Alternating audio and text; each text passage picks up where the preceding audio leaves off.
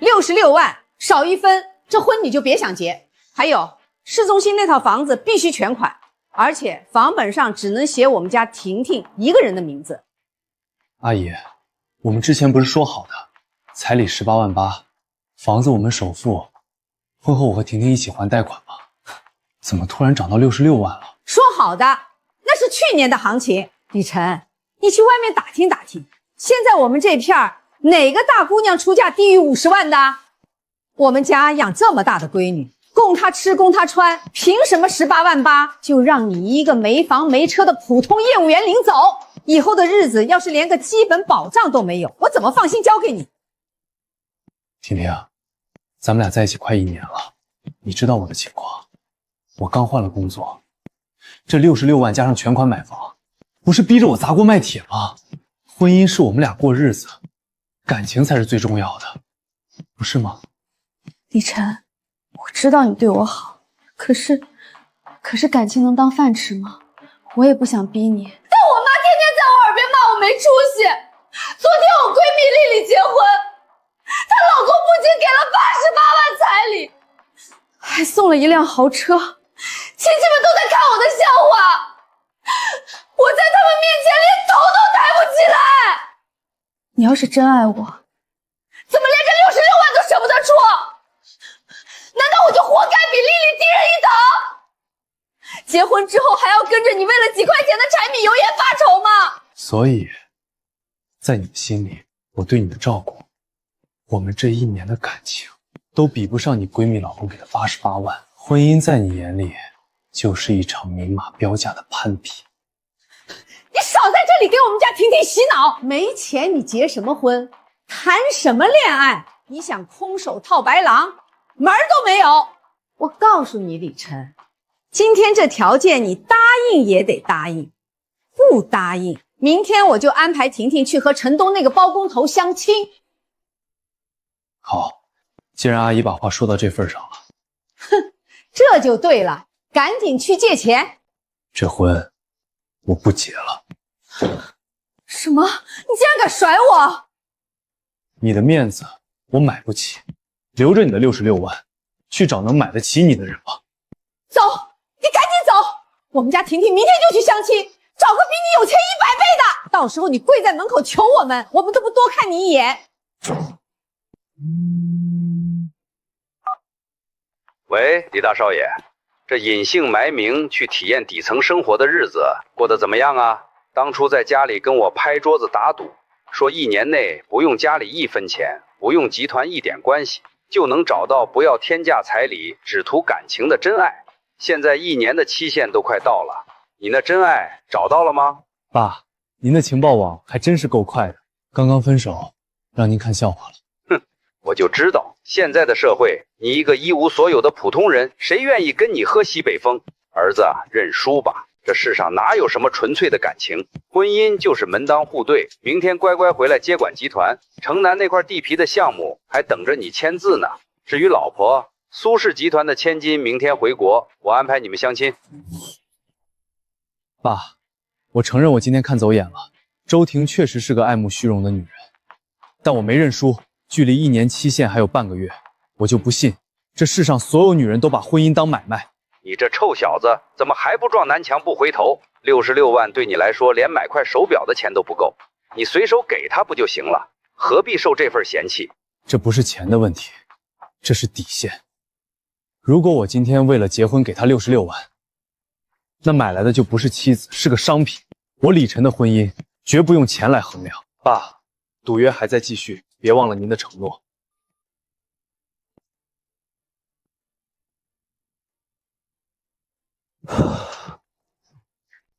怎么了？脸色这么难看？不是说今晚去跟女朋友商量结婚细节了吗？怎么这么快就回来了？没谈拢？谈崩了，彻底分了。分了？之前不是感情挺好的吗？你带他看房子的时候，他还说非你不嫁，怎么突然就分了？非我不嫁的前提是我得拿得出66万彩礼，外加全款市中心1套房。林夏，你说现在的婚姻到底怎么了？感情在明码标价面前就那么一文不值吗？李晨，你别一竿子打翻一船人。其实很多女孩要彩礼，要的是一个态度，并不是非要逼死男方，但像他家这种临时加价、狮子大开口的，确实不是奔着过日子去的。那如果是你呢？如果你要结婚，你会要多少彩礼？我从小父母就离婚了，自己一个人打拼到现在。我要是结婚，不要彩礼。不要彩礼，1分都不要。对，1分不要。2个人在一起是为了互相扶持，把日子越过更好。要是男方有钱，给点那叫心意；要是像咱们这样都是普通打工的，拿着父母的养老钱去充门面，以后日子还过不过了。拿钱砸出来的不是婚姻，是买卖。赶紧吃面吧，面坨了就不好吃了。明天咱们还有待看任务呢，化悲愤为业绩。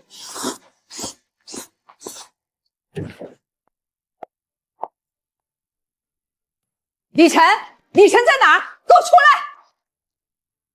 阿姨，我们已经分手了，这里是我的工作单位，请你们不要在这里大呼小叫。哎呦，还真把自己当根葱了。你以为我们愿意来你这小中介公司？我来是通知你，之前咱们俩共同看中的那套小分房，你交的那1万块定金退不回来了。定金是用我的手机付的款，名字写的是我，为什么退不回来？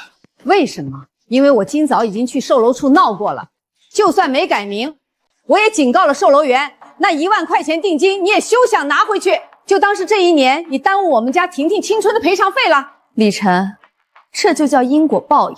你不给我出66万，有的是有钱人抢着给我出，你就一辈子在这个破中介干到底吧。这位阿姨，周小姐，我看你们是法毛吧？目前你们尚未签订购房正式合同，根据法律规定，定金权利人严格以付款人为准。售楼处根本不可能在没有本人授权的情况下私自扣押或改名。如果他们敢配合你们违规操作，我们店法务部会连带售楼处一起起诉。李晨，你看一下手机，刚才我已经让店长联系了那边的经理，定金是不是退了？定金已经原路退回了。阿姨，虚张声势没什么意思。你少拿法律来吓唬我！我活了大半辈子，还怕你个黄毛丫头？不就是1万块钱吗？当我们稀罕？婷婷，咱们走。跟这种没本事的人多待1秒，我都嫌晦气。李晨，算你狠，你连这1万块钱都要算得这么清楚。我以前真是瞎了眼才看上你。你记住，今天下午我就去见城东的刘老板，人家动动手指头赚的都比你1辈子多。你就抱着你那可怜的自尊心，在这个小中介里孤独终老吧。慢走，不送，留着你的66万，去找能满足你虚荣心的人吧。行了行了，都散了吧，干活去。李晨，你这私事以后尽量别带到店里来，影响多不好。对不起，店长，给您添麻烦了，保证没有下次。林夏，刚才谢谢你。刚才售楼处给我发信息，那1万块钱定金已经原路退回我的卡里了。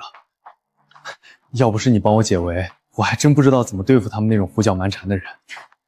谢什么？我也不是帮你，我是见不得有人在咱们店里撒野。再说了，那本来就是你的辛苦钱，凭什么白白送给那种把感情当买卖的人？我只是觉得挺可悲的，1年的感情抵不过所谓的市场行情。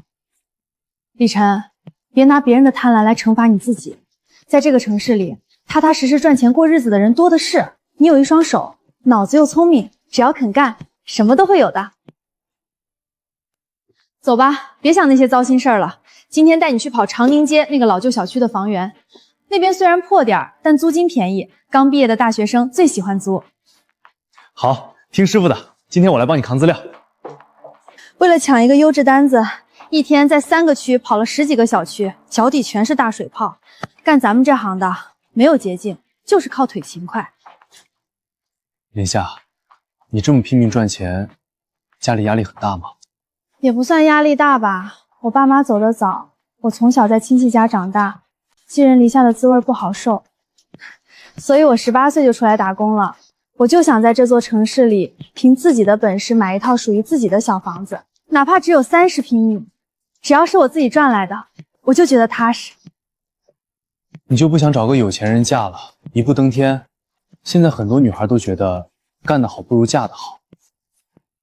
靠别人施舍来的安稳，随时都会被收回去。就算是结了婚，2个人也是平等的。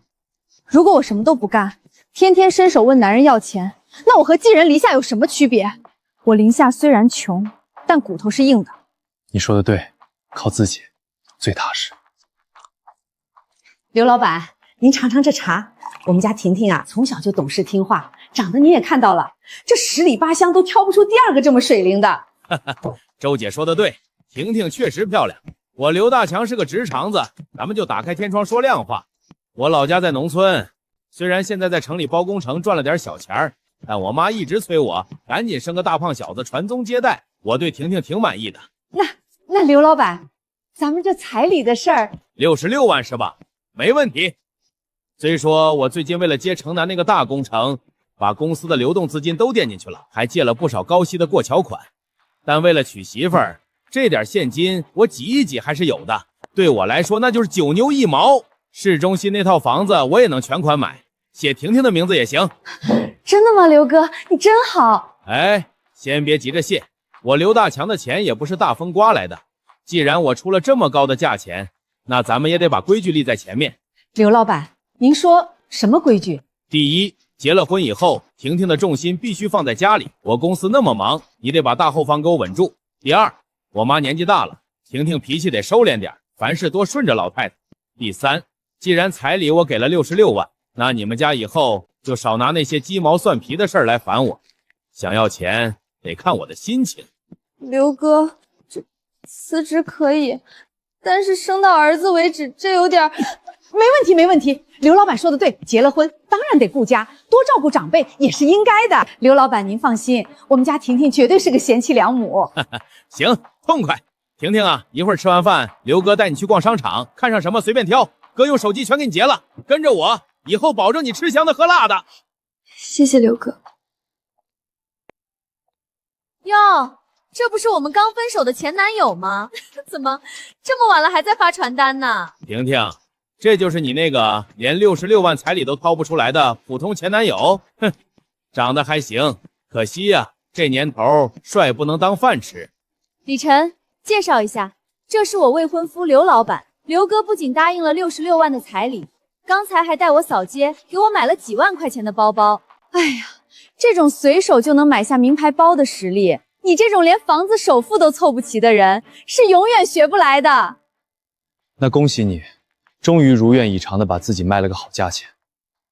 希望这位刘老板的脾气配得上他出的这笔钱。姓李的，你说啥呢？信不信我一个电话让你在青藤市混不下去？这位大老板，好大的口气！青藤市是讲法治的地方，你以为有点钱就能一手遮天，买几个包就觉得自己高人一等了？真正的富有是内心的挺拔，不是靠脖子上那条金丝链来掩饰粗俗的。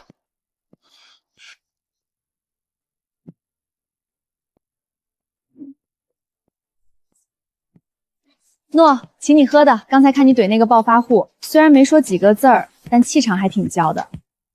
不过以后遇到这种人，还是尽量少起冲突。咱们光脚的不怕穿鞋的，但没必要跟不讲理的人浪费时间。让你看笑话了。我以前总以为，只要我真心付出，就能换来同样的回报。今天看到他挽着那个老男人的手，我才发现，在他眼里，感情的重量甚至比不上几个名牌包。李晨，其实你该庆幸，如果在结婚后才发现他是这样的人，你的损失只会更大。林夏，你每天在外面跑业务那么辛苦，就真的没想过找个条件好点的人，让自己轻松一点吗？想过啊，谁不想过好日子？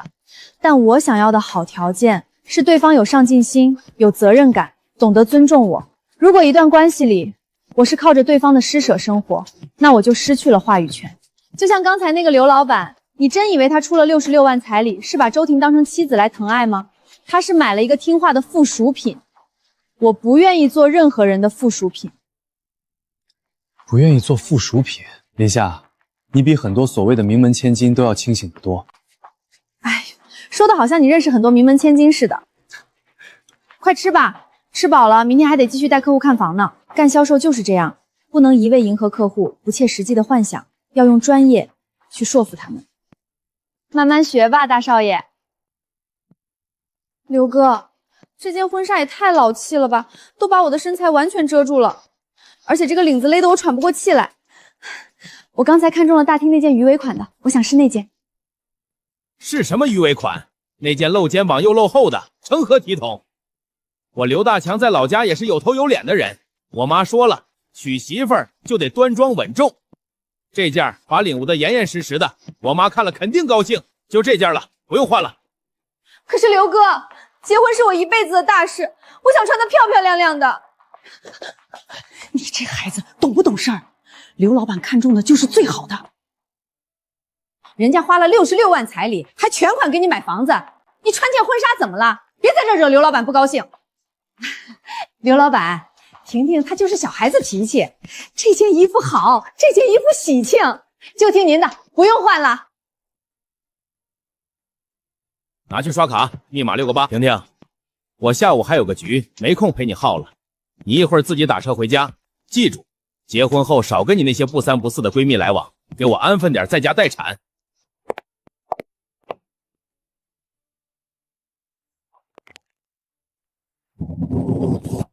喂，儿子啊，这都快1年了，你到底在外面折腾什么呢？你爸昨天跟董事会开会，那些董事都在问你什么时候回去接班，你还真打算在那个中介公司待一辈子啊？妈，愿赌服输，现在期限还没到，我说过这1年我要靠自己。靠自己？你每个月拿那2、3千块钱的底薪，够你买双鞋的吗？再说啊，我听说那个周婷跟你分了，转头就找了个出得起66万彩礼的包工头。你看看，这就是现实。你非要找什么不要彩礼的真爱，现在社会上哪有这种傻姑娘？赶紧回来吧，妈给你看中了一个。妈，您错了，不是所有女孩都把婚姻当成明价标价的买卖。我已经遇到了一个不一样的女孩，她靠自己的双手赚钱，她认为感情不能用金钱衡量，即使我一无所有，依然有人愿意和我并肩作战。你说什么？她家里是干什么的？什么学历？她是个孤儿，高中毕业就开始打拼，现在和我在同一家中介公司。她很平凡，但在我眼里，她比任何人都高贵。妈，这个赌我赢定了。等最后这10几天期限一到，我会带她回去见你。但在此之前，请你们不要打扰我的生活。行，妈不打扰你们。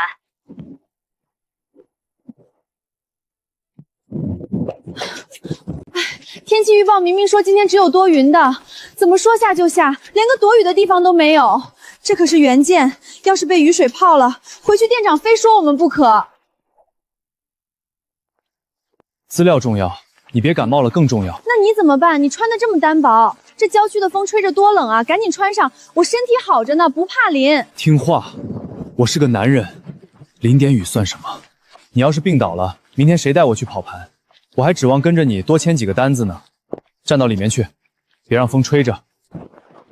李晨，谢谢你。跟我还客气什么？昨天你帮我手撕极品前女友，今天我给你挡点雨，咱们这叫礼尚往来。老刘啊，你这回可是下了血本了。听说光彩礼就给了66万，还全款买了套大平层，这手笔，咱们兄弟几个加起来都不如你敞亮啊！嗨，赚钱是为了什么？不就是为了过好日子吗？只要他结了婚，能安分守己的在家相夫教子，别说这点彩礼，以后房子车子我都包了，是吧，婷婷？刘哥说的是。愣着干什么？没看到王哥杯子里的茶空了吗？还不赶紧给王哥满上，一点眼力劲儿都没有，以后怎么伺候我妈？哎呦，嫂子这手抖什么呀？老刘，你这媳妇儿好看是好看，就是不太懂规矩啊。在我们老家，女人可是不能上主桌吃饭的，你可得好好教教啊！老王说的对，女人嘛就得敲打敲打。等结了婚，我就让她把工作辞了，在家里专门伺候我妈，好好学学规矩。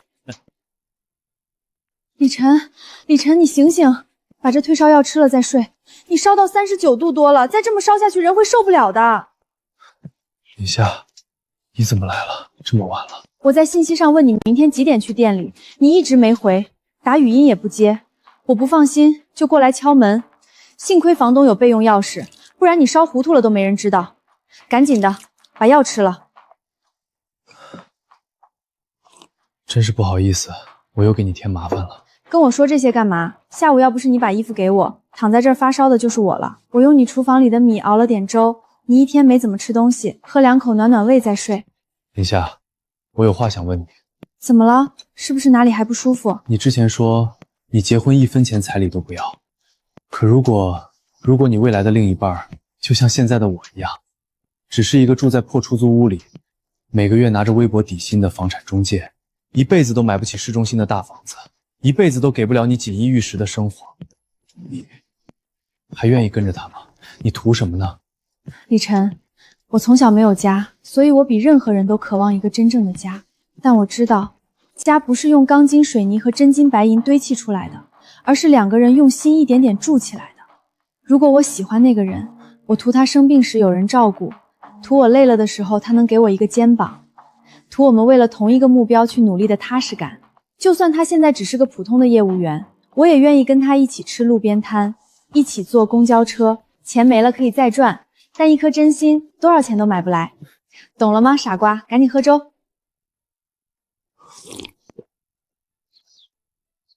这段时间我一直不敢坦白，是因为我想知道他喜欢是我这个人，还是顶要少爷的身份。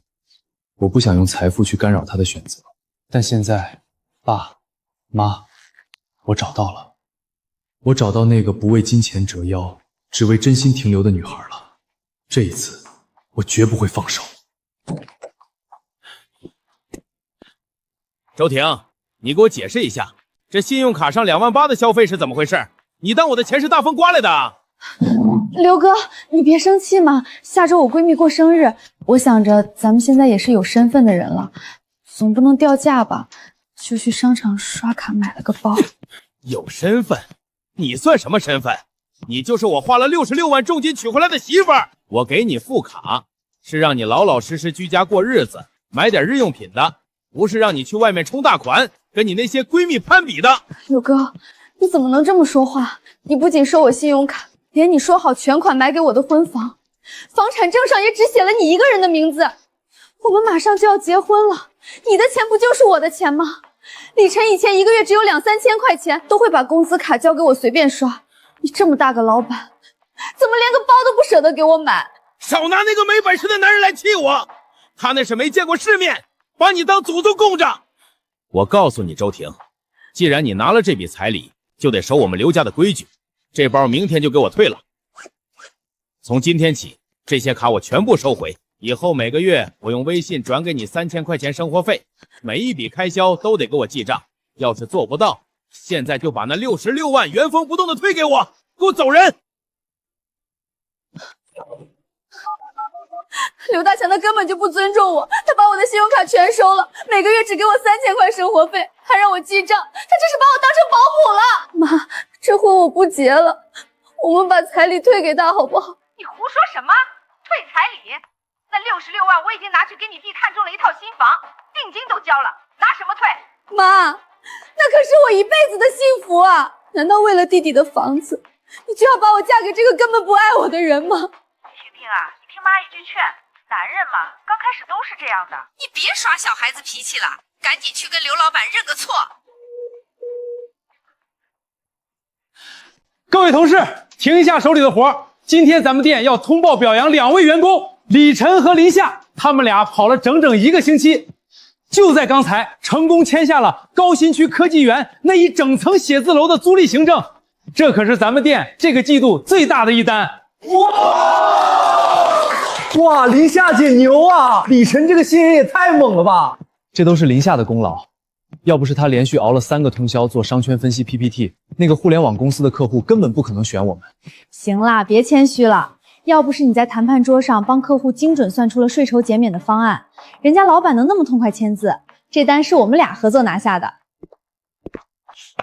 干得好！这单的提成，下个月发工资的时候1分不少给你们结清。今天大家都早点下班，回去好好休息。林师傅，为了庆祝咱们拿下这个大单，今晚我请你吃饭，不吃麻辣烫了，请你吃顿好的。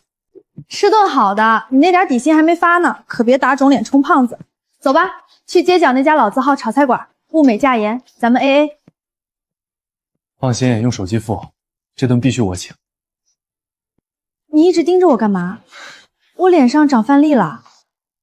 林夏，我有话想对你说。什么话弄得这么严肃？这半个月来，我们每天一起跑盘，一起吃闭门羹，一起在这个城市里为了生活打拼。在我生病最无助的时候，是你照顾我；在我被别人指着鼻子嘲笑没钱的时候，是你挡在我前面。我以前遇到过很多人，他们看重的是附带在人身上的标签，是彩礼，是房子，是面子。但是你不一样，你让我看到了什么是真正的独立，什么是纯粹的感情。林夏，我现在只是一个普通的房产中介，我租着破房子，每天挤公交，可能给不了你名牌包和高档餐厅，但我可以向你保证，只要有我一口饭吃，绝不会让你饿着。只要我还有一分力气，就会努力让你过上好日子。你愿意做我的女朋友吗？李晨，你是不是傻？我早就说过了，我林夏要的从来不是现成的金山银山，只要你肯努力，踏实肯干，哪怕每天陪我吃这家小炒，我也觉得比什么都香。我愿意，但是咱们说好了，以后不许瞒着我偷偷吃苦。我们要一起在这个城市里赚出一套属于我们自己的房子。好，我答应你，我们一起赚一个属于我们的家。哟，这么快就无缝衔接了，李晨，我还以为你有多专情呢，怎么连66万彩礼都出不起，现在只能找个一起发传单的中介小妹互相取暖了？周小姐，感情不是用来交易的商品，更不需要用彩礼的金额来证明。我们确实只是普通的中介，但我们每一分钱都赚得干净，花得踏实，不用看任何人的脸色。你懂什么？我未婚夫在市区有全款的大平层，我马上就是富太太了。你们俩就一辈子在出租屋里慢慢踏实吧。周婷，既然你选择了那条路，就走好你自己的路。我们之间的事，早就在你提出66万彩礼的那天彻底结束了。祝你在这场交易里得到你想要的东西。外面风大，我们回家吧。好。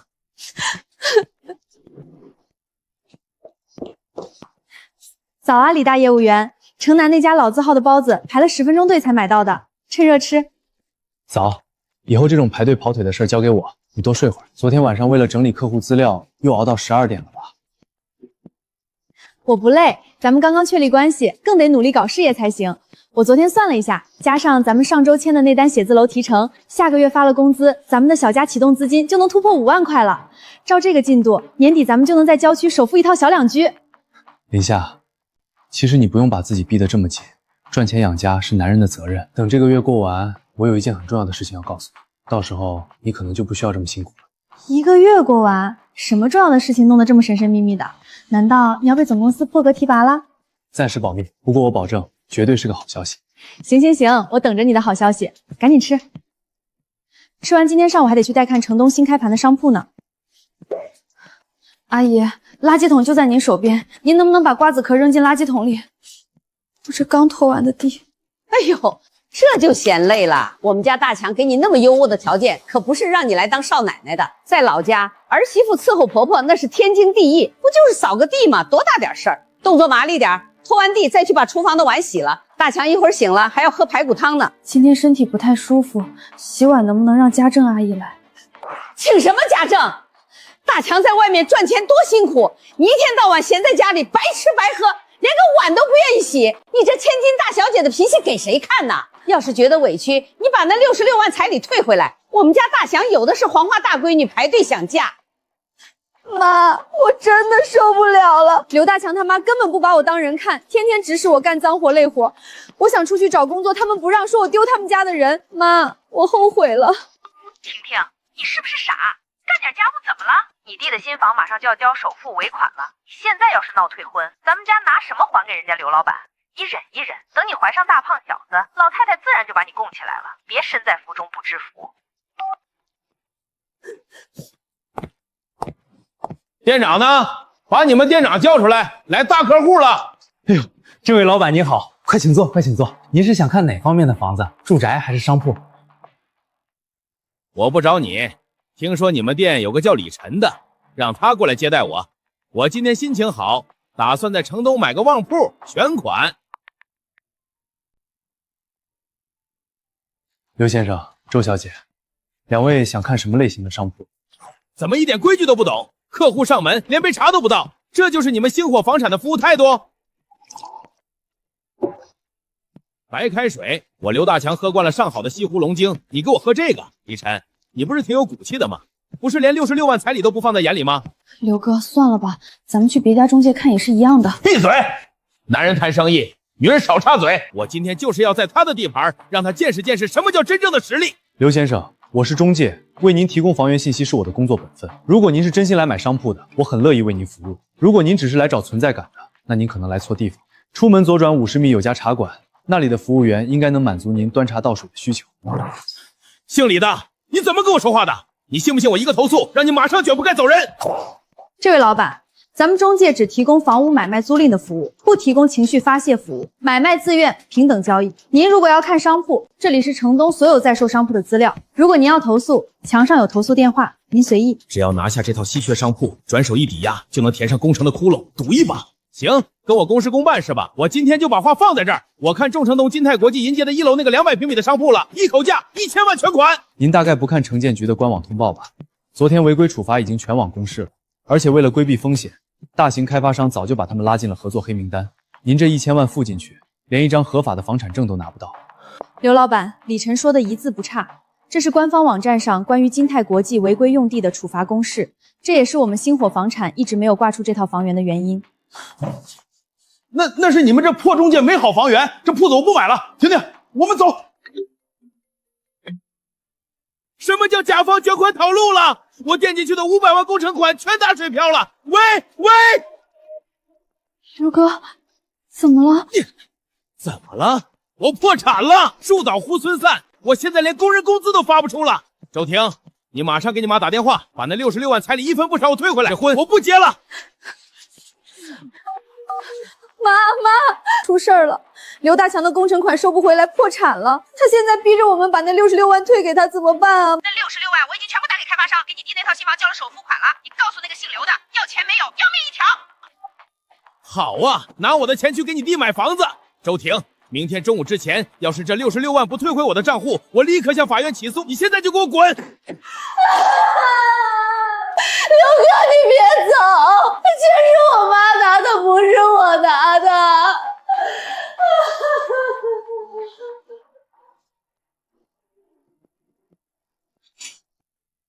这套好看，颜色稳重又不显老气。李晨，你去试一件换上，我看看。林夏，这太贵了，我平时穿中介公司发的那套工装就行了，花这个钱干什么？咱们还得攒钱买房呢。哎呀，买房也不差这2000块钱。明天你不是说要带我去见你父母吗？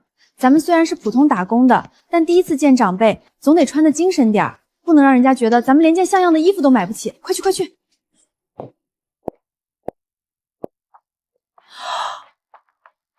哇，李晨，你穿这身也太帅了吧，简直就像电视剧里的集团总裁一样。哪有那么夸张？不过你喜欢就好。代购姐姐，就这套了，麻烦把吊牌剪一下，她直接穿走，我扫您。林夏，说好了我自己的衣服我自己付。打住！上周发了提成，说好了这套衣服是我送你的见面礼，以后你穿着它去签大单，赚了钱全部交工就行了。滴。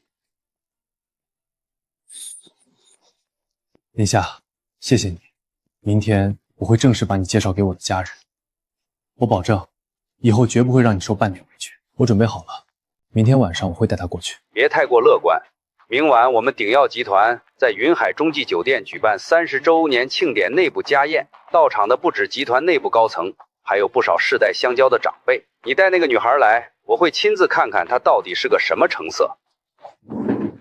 如果她像你说的那么纯粹，不贪图咱们家的钱，这个赌就算你赢，以后你的婚事我绝不插手。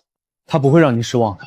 但是爸，我也丑话跟您说在前面，明天如果你们任何人敢用门第之见去羞辱他，或者拿钱去试探他的底线，我会立刻带他走，并且这辈子都不会再踏进鼎耀集团一步。哼，脾气倒是不小，我还不至于去为难一个小姑娘。明天晚上8点，云海洲际酒店顶层宴会厅，我等着你们。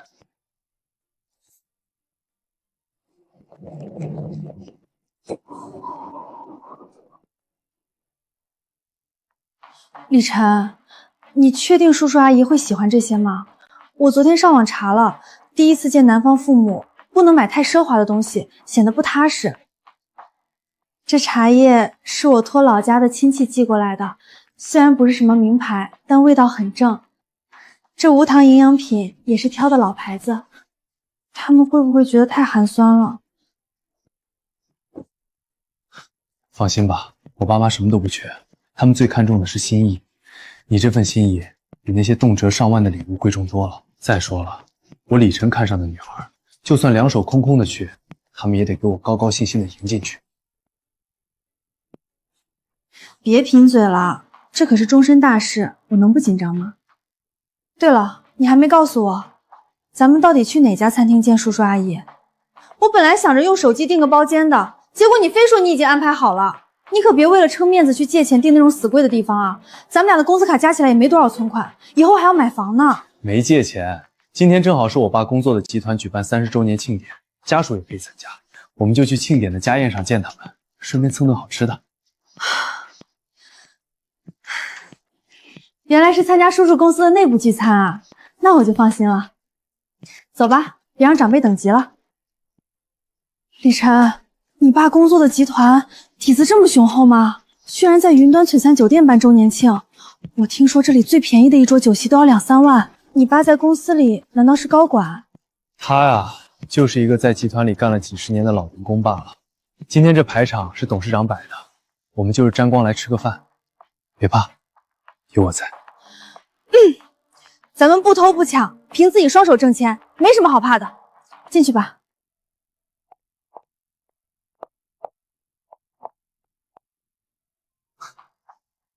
哟，这不是咱们家为了寻找真爱，离家出走去体验底层生活的李大少爷吗？怎么，1年的期限到了，在外面混不下去了，终于舍得回来了？李浩，我今天带女朋友来见我爸妈，没空理你，让开。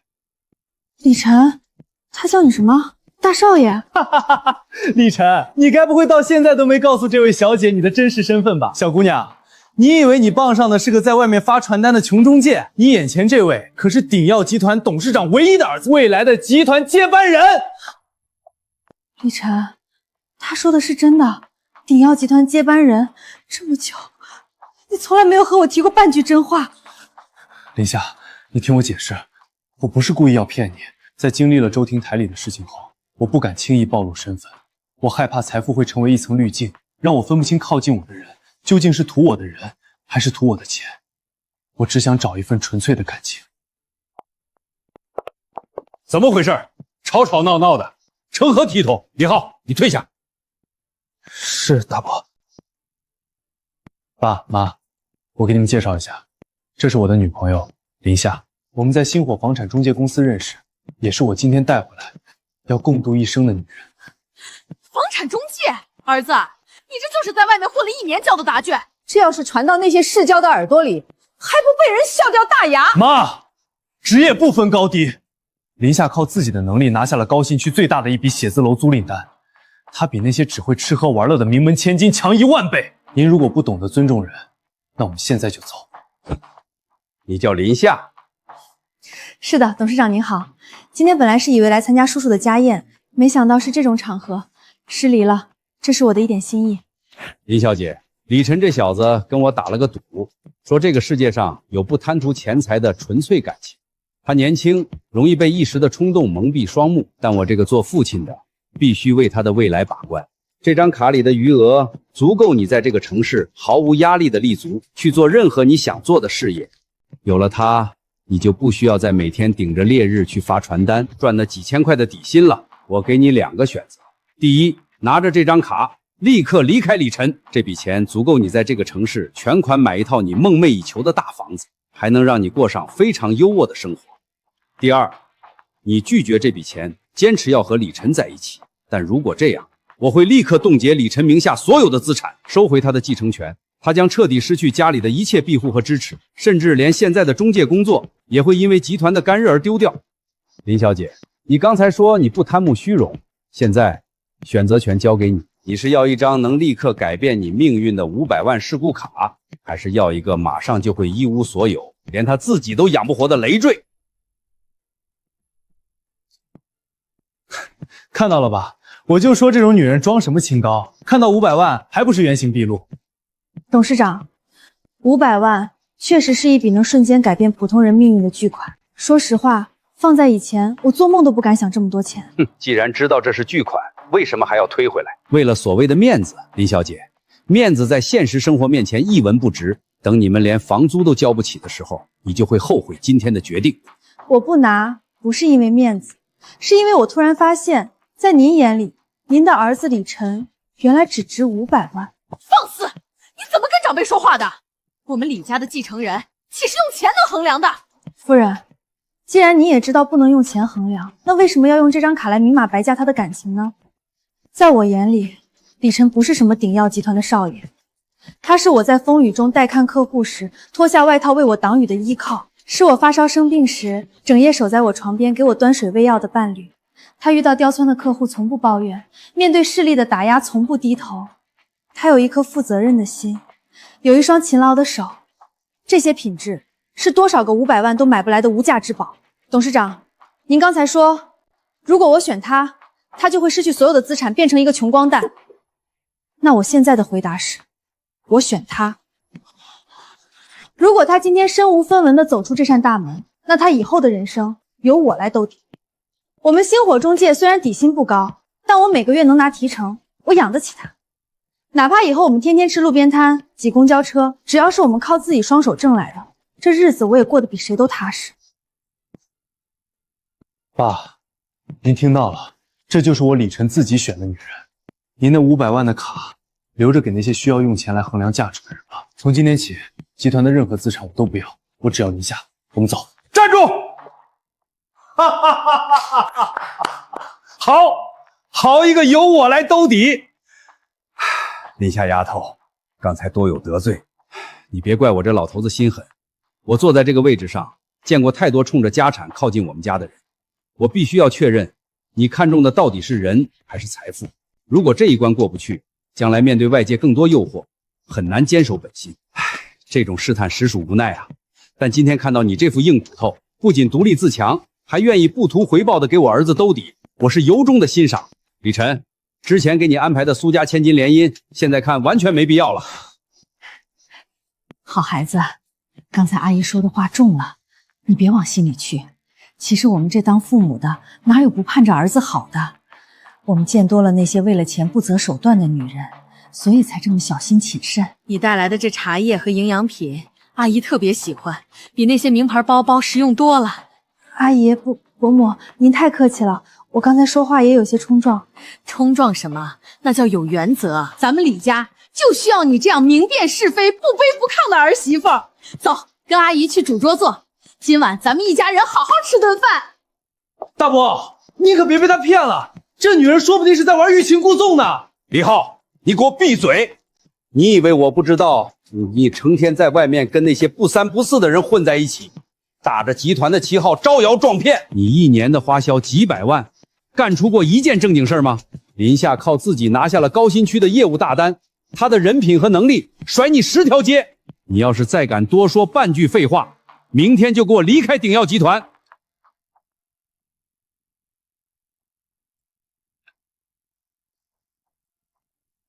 怎么了，林大中介？还在生我的气？气我隐瞒身份，装穷小子骗你？生气倒不至于，我只是觉得像做梦一样。本来以为找了个可以一起吃苦、一起还房贷的战友，结果你突然变成了超级富二代。李晨，我现在的压力有点大。我理解你当初因为周婷的事儿心有余悸，想找纯粹的感情，但我林夏是个直性子，我不喜欢被最亲近的人长久隐瞒，哪怕是善意的。这是最后一次，以后不许再有任何事骗我了，好吗？我发誓，这是最后一次。林夏，不管我是什么身份，我对你的感情从来没有掺过半分假。这一年在星火中介，是我长这么大最快乐、最踏实的日子。是你让我知道，不靠家里的背景，我李晨依然是个能站得直的男人。我向你保证，以后无论我接不接管集团，我们的生活方式都由我们自己决定。如果你喜欢做房产中介，我就陪你继续做。如果你想开一家自己的小店，我就给你打工。我永远都是那个在老旧小区楼下愿意把外套脱下来给你挡雨的李晨。这可是你说的，下个月高新区那几个商铺的单子，咱们还得一起去跟呢。既然你是大少爷，那明天的早饭必须你请客。好，别说一顿早饭，你这辈子的早饭我都包了。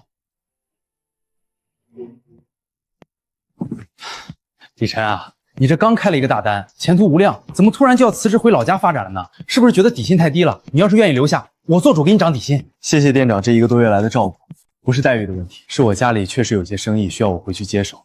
这段时间在星火，我学到了很多东西，非常感谢大家。李大少爷，你这回老家接手生意的理由找的还真是滴水不漏啊。怎么，林大业务员舍不得我了？放心，我虽然不在店里上班了，但每天下班还是会准时来接你的。店长，卖房，我要卖房，赶紧给我挂出去，越快越好。刘老板，您这是怎么了？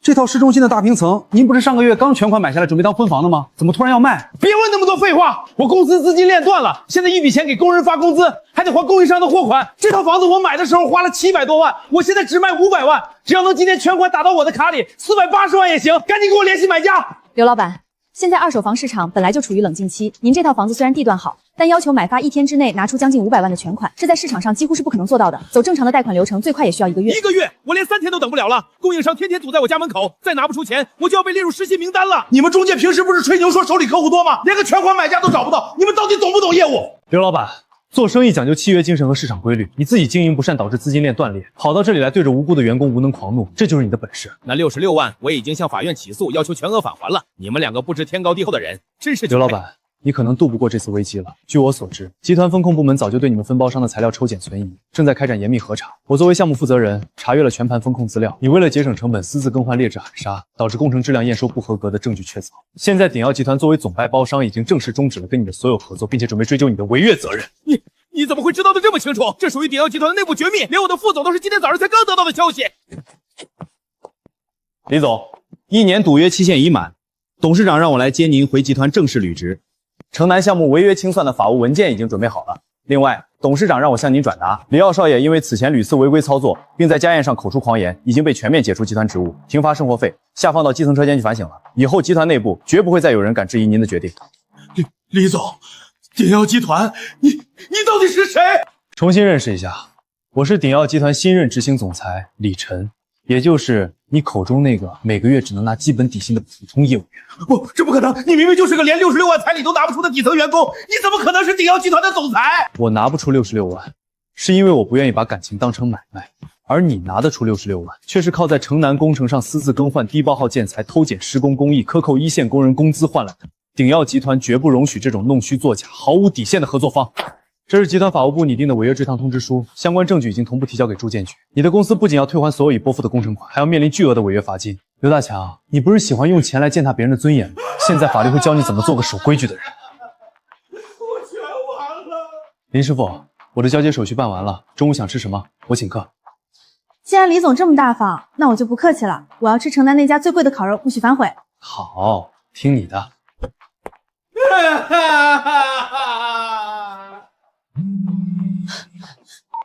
喂，妈，你终于肯接我电话了，你把那66万退给刘大强好不好？他真的找了律师向法院起诉，逼我们全额退还彩礼。法院的传票和财产保对通知都寄到我以前租的房子里了。退什么退？你还有脸给我打电话？你知不知道咱们家这下全毁了？妈，出什么事了？弟弟的新房不是交了首付了吗？交什么首付啊？那个楼盘的开发商卷款跑路了，咱们交进去的66座原本套进去了。你弟弟天天在家里砸东西，为我把钱拿去买了烂尾楼。现在刘大强的律师又上门来催债，说咱们家现在的这套老房子已经被法院冻结查封了。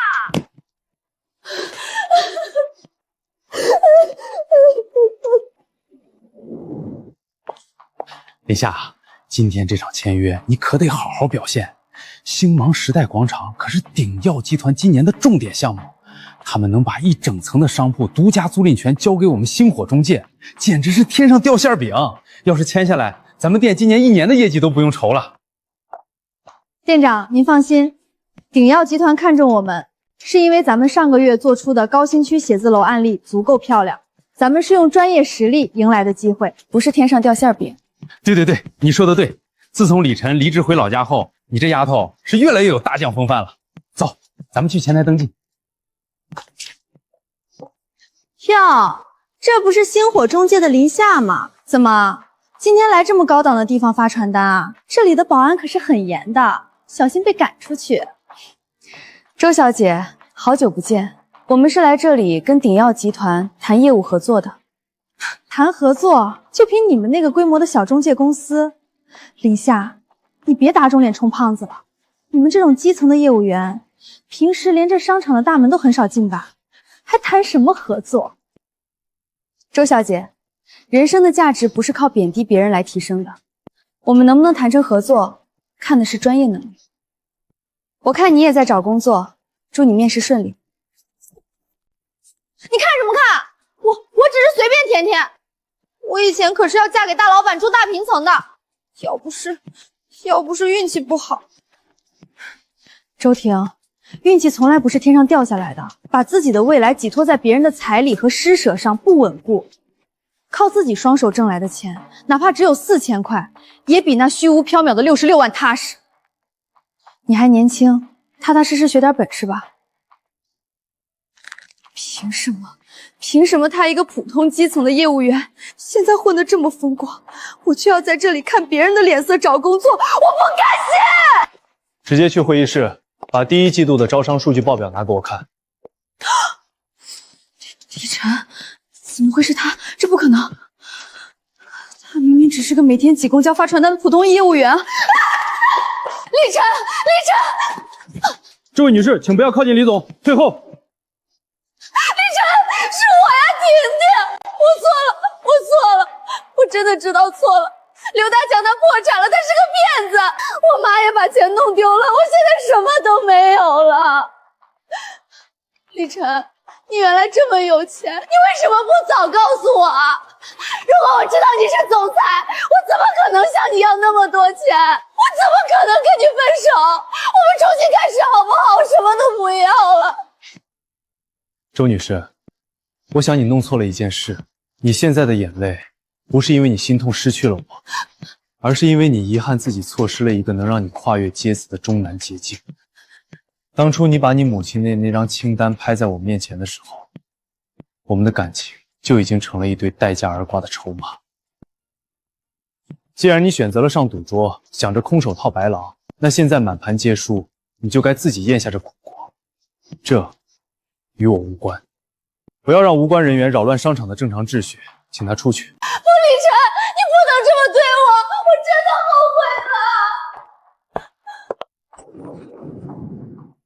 悔了。李晨，不，李总，您这是？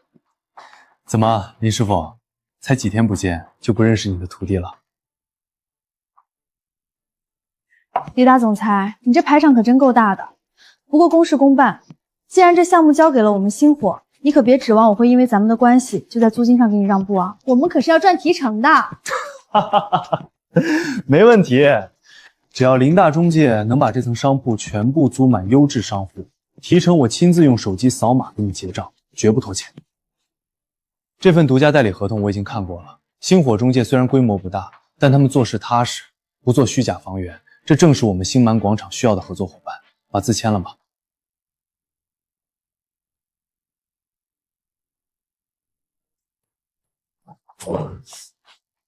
你还好意思回来？要不是你没跟那个大老板把婚姻大事定下来，他能反悔要彩礼吗？现在好了，我那套新房的楼盘烂尾了，首付全打了水漂，我女朋友昨天直接把我删了，这都怪你！怪我？当初是谁逼着我向李晨要66万彩礼？是谁拿着那66万连夜跑去给开发商交钱的？现在出了事，全都推到我头上，不推到你头上，推给谁？你是姐姐，为你弟弟付出不是天经地义的吗？我不管。我听隔壁张婶说了，那个李晨根本不是什么普通的打工仔，他是鼎耀集团的大老板。你现在马上收拾收拾，去他公司跪着求他，只要他肯手指缝里露一点出来，咱们家这窟窿就能填上了。求他？妈，你以为李晨是傻子吗？今天上午我在星芒广场看到他了，他连正眼都没有看我一眼，直接让保安把我毫不留情的当众轰了出去。当初我们把他的尊严踩在脚底下，现在你让我去求他，完了，全完了！是不是刘大强派来催债的？妈，你快去堵门！什么传票？我们没钱，既然结不成婚，就必须全额返还。今天我们已经向法院申请了财产保全，这套房产即刻起正式冻结，禁止任何形式的出售和过户。哎呦，我的老天爷啊！这房子要是被冻结法卖了，我们一家老小去喝西北风啊！米米，你快想办法呀！我想什么办法？从小到大你什么都惯着我，现在出了事儿，凭什么指望我扛？要不是你贪得无厌，咱们家能惹上这身债吗？这事儿都是你贪心惹出来的，我拿什么应付？现在出了这么大的事儿，我一个刚毕业的能怎么办？我去朋友家凑合几天，你自己先找个地方躲躲吧。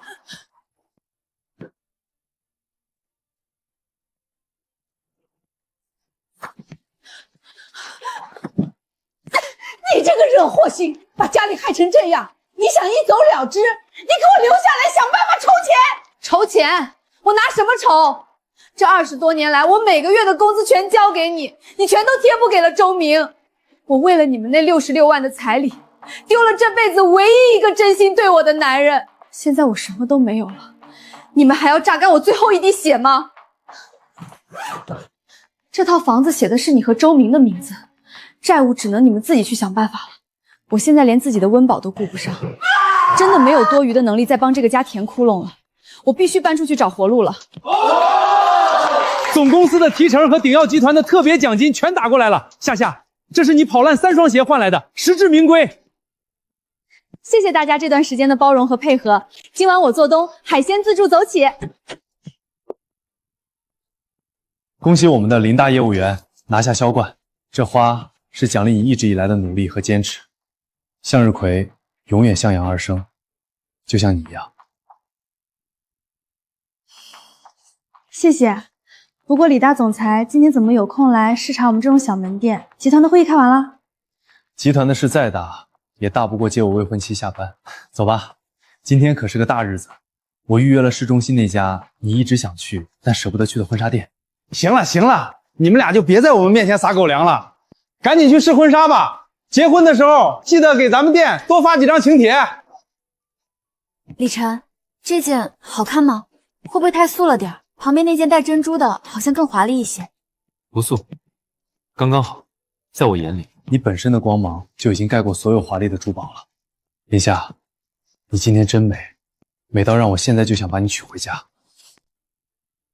油嘴滑舌，这件婚纱的租金肯定很贵吧？其实我觉得我们在外面随便租一件也行，没必要在衣服上花这么多钱。我们以后的日子还长，用钱的地方多着呢。林大管家，这件婚纱不是租的，是我3个月前就找法国的设计师为你量身定制的买断款。我们的婚礼不需要那些铺张浪费去给外人看，但你穿在身上的，属于我们一生一次的纪念。我必须给你最好的，这不叫乱花钱，这叫对真心的尊重。李晨，谢谢你，你给我的永远都比我期待的还要多。因为你值得。好了，赶紧换下来吧，一会儿带你去吃城南那家烤肉，你不是念叨好几天了吗？以前星火中街的同事说，今天在这条街看到李晨了，我得找到他，只要我跪下来求他。看在以前的份上，他那么大的总裁，指缝里随便露一点，就能救我们全家。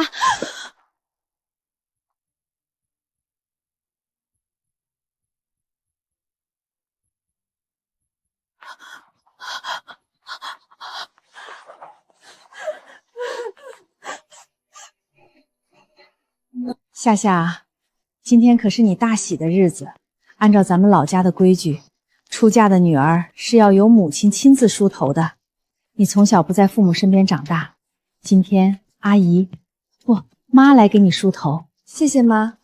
我一直以为我结婚的时候只能自己一个人准备，没想到我不仅有了一个家，还有了您这么好的妈妈。傻孩子，一家人不说两家话。李晨能娶到你这样坚韧独立的好姑娘，是他这辈子最大的福气。今天妈有一件东西要亲手交给你，这只手镯是当年李晨他爸家里最穷的时候，我婆婆传给我的。它不值钱，但它陪着我们老两口一路风风雨雨走到了今天。它代表的是我们家一脉相承的瓜风，是无论贫穷还是富有都能携手共进的底气。今天我把它交给你。妈，谢谢您，这比任何昂贵的珠宝都要珍贵。我要带着它走向李晨。好，好，吉时快到了，妈去外面招呼客人，你准备准备，一会儿让李晨来接你。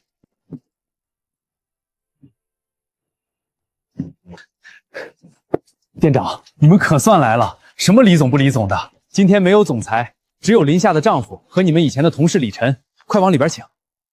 李哥，我们也没多少存钱，随不起那些大老板几万、十几万的份子钱，这是我们大家伙凑的一点心意，用手机扫一下这个收款码，给你们转过去。祝你和林夏姐白头偕老。小王，店长，大家能来参加我们的婚礼，就是给我们最大的面子。我和林夏早就说过了，今天我们不收任何礼金转账，只要大家的一句祝福。你们要是拿我当兄弟，就赶紧进去找个好位置坐下。今天敞开了吃，敞开了喝。好，李晨，林夏能嫁给你是她这辈子最对的选择。咱们这老同事今天一定给你们好好捧场。各位市民晚上好，今晚鼎耀集团执行总裁李晨先生与星火房产金牌招商经理林夏小氏的婚礼在云端璀璨酒店隆重举行。这场婚礼并没有奢华的铺张浪费，也没有收受任何商业礼金，但现场的气氛却异常温馨感人。据悉，两位新人是在房产中介的基层工作中相识相恋的。我到底错过了什么？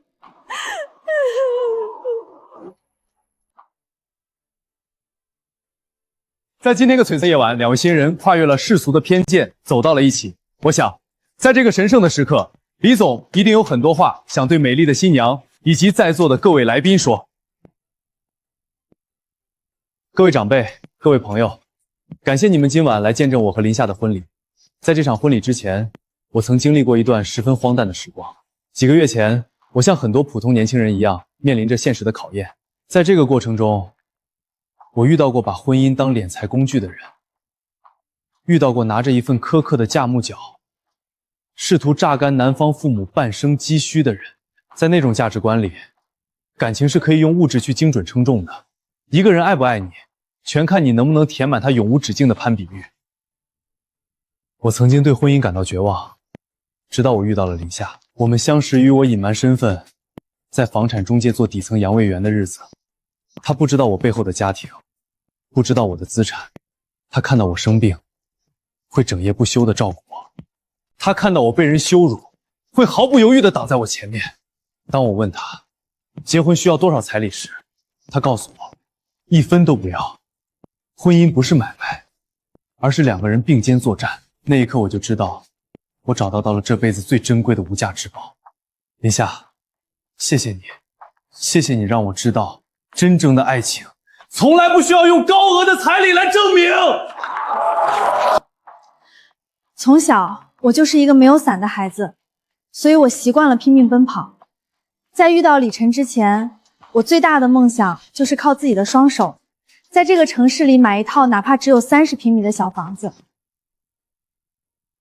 今天我站在这里，不是因为我嫁入了一个多么富有的家庭，而是因为我嫁给了一个懂我、尊重我、愿意和我一起同甘甘共苦的男人。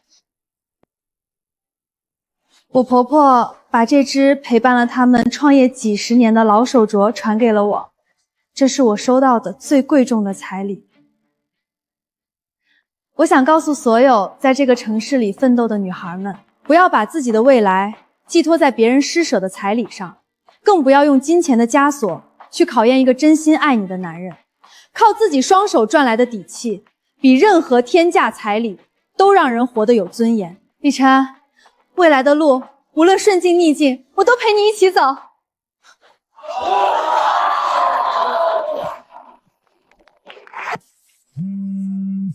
婷婷啊，你快来救救妈呀！法院的人把咱们家房子给拍卖了，今天就把我赶出来了。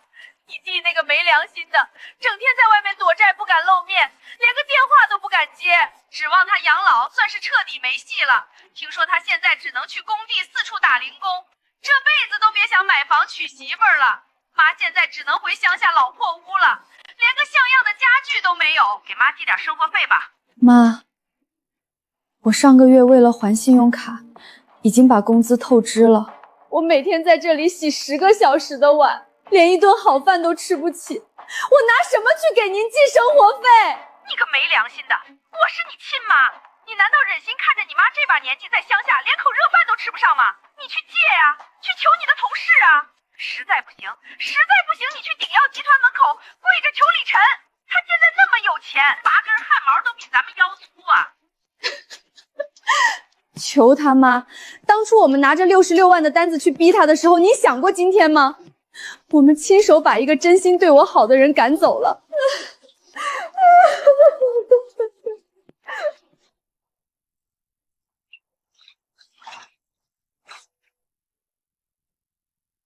林总监，这都晚上8点了还不下班，我这个当家属的可是等得肚子都饿了。马上就好，这不是为了配合集团下个月的周年庆活动吗？我得把中庭的展位安排好，这可是我上任以来的第一个大项目，不能给你丢脸啊！你现在可是业内的经销商总监，谁敢说你丢脸？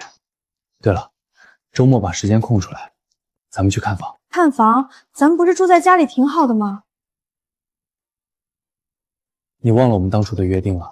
你说过，我们要在外面买一套属于我们自己的小房子，用我们自己赚的钱交首付。你这大半年的提成加上我的工资卡，刚好够在城东高新区首付一套带花园的小洋房，那才是属于我们2个人的真正的家。你居然一直记着这个约定。你说的每一句话，我都记在心里。走吧，回家。